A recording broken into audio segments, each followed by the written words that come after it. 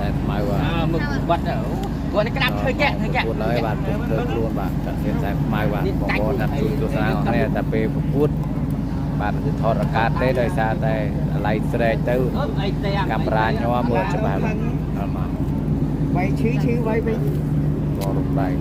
ពេលមានបញ្ហាតែឡើងលើខាងហើយ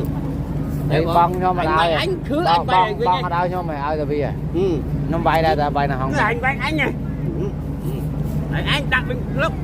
បាទកម្មវិធីធ្វើខ្លួនបងដៃបាទបាទចាក់សៀនតែខ្មៅបាទបាទនេះគឺឆាកដេញបាទ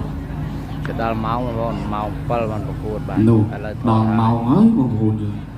ម៉ោង6កន្លះ លេងសើចបានទេ